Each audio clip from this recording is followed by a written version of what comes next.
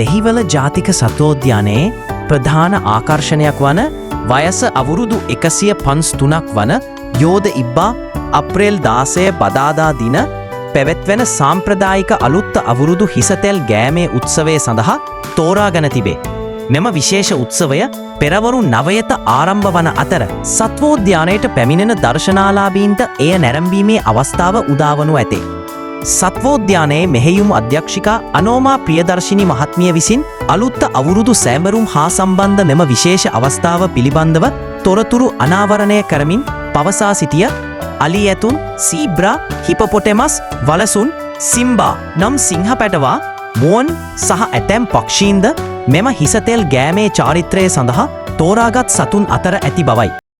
ඒ අතර කිලෝග්‍රෑම් 400කට වඩා බරින් යුත් මෙම යෝධ ඉබ්බා සත්වෝද්‍යානයේ සිටින ජනප්‍රිය සහ සිත්ගත් ප්‍රධාන සත්වයෙකු ලෙස හඳුන්වා දී ඇතේ. සැලකිය යුතු ඓතිහාසික වටිනාකමක්ද සහිත මෙම ඉබ්බා මුලින්ම ජාතික කෞතුකාගාරයේ උද්‍යාන පරිශ්‍රයේ සැරිසරා ඇති අතර 1930 දී දෙහිවල ජාතික සත්වෝද්‍යානයට තෑගි ලෙස ලබා දී ඇතේ.